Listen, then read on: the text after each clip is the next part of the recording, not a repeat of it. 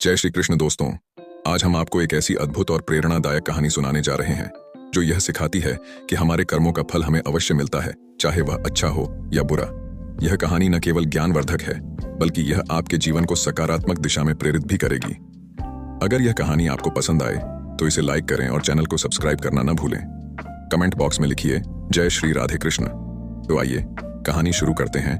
ब्राह्मण के घर का एक कुत्ता और बैल। बहुत समय पहले की बात है। एक गांव में एक ब्राह्मण रहता था। उसके घर में एक बैल और एक कुत्ता थे। दोनों ही अपनी जिम्मेदारियों को पूरी निष्ठा से निभाते थे।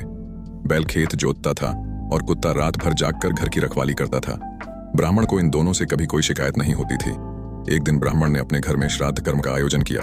श्राद्ध के लिए स्वादिष्ट खीर बनाई जा रही थी, परंतु उस खीर में एक विषैले सांप ने अपना विष उगल दिया। यह सब कुत्ते ने देख लिया।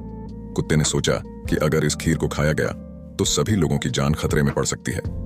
कुत्ते ने खीर में अपना मुंह डाल दिया ताकि लोग इसे खराब समझकर न खाएं, लेकिन लोग कुत्ते की नेक नीयत नहीं समझ पाए। ब्राह्मण को लगा कि कुत्ते ने जानबूझकर खीर खराब की है। गुस्से में ब्राह्मण ने कुत्ते को बुरी तरह पीट दिया, जिससे उसकी एक टांग टूट गई। कुत्ते का दुख और बैल का ज्ञान दुखी होकर कुत्ता बैल के पास गया और उसे पूरी घटना सुनाई। कुत्ते ने कहा, मित्र, मैंने तो लोगों की जान बचाने के लिए यह काम किया, फिर भी मुझे इतनी कठोर सजा क्यों मिली? बैल ने बड़े धैर्य से उत्तर दिया, मित्र, यह सब हमारे अपने कर्मों का परिणाम है। हर किसी को अपने कर्मों का फल भुगतना पड़ता है।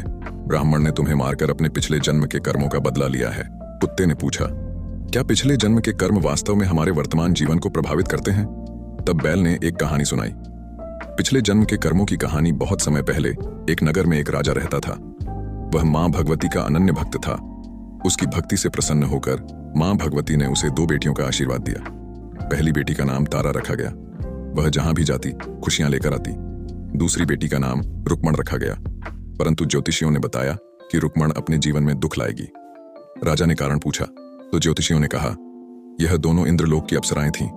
इनके पूर्व जन्म के कर्म इनके वर्तमान जीवन का आधार बन रहे हैं। तारा और रुक्मण का पूर्व जन्म। तारा और रुक्मण बहनें थीं। एक बार वे धरती पर भ्रमण के दौरान एकादशी व्रत कर रही थीं। तारा ने रुक्मण से कहा कि व्रत का पालन करना है, इसलिए कुछ भी मत खाना। रुक्मण बाजार गई, लेकिन मछली के पकौड़ों को देखकर उसकी भूख नियंत्रित नहीं हो सकी। उसने वह खा लिए। जब तारा को यह बात पता चली तो उसने क्रोधित होकर रुक्मण को छिपकली बनने का श्राप दे दिया। रुक्मण का तप और त्याग छिपकली बनी रुक्मण जंगल में रहने लगी। एक दिन उसने देखा कि अर्षि दुर्वासा के यज्ञ में एक घमंडी शिष्य ने भोजन दूषित करने के लिए मरा हुआ सांप डाल दिया। रुक्मण ने यज्ञ को बचाने के लिए भोजन में छलांग लगाई, जिससे भोजन खराब हो गया। इस घटना के बाद लोगों ने रुक्मण के बलिदान को समझा और उसकी आत्मा की मुक्ति के लिए प्रार्थना की। रुक्मण का पुनर्जन्म। अगले जन्म में रुक्मण राजा के घर जन्मी, लेकिन उसकी कुंडली देखकर पंडितों ने कहा कि वह राज्य में संकट ला सकती है।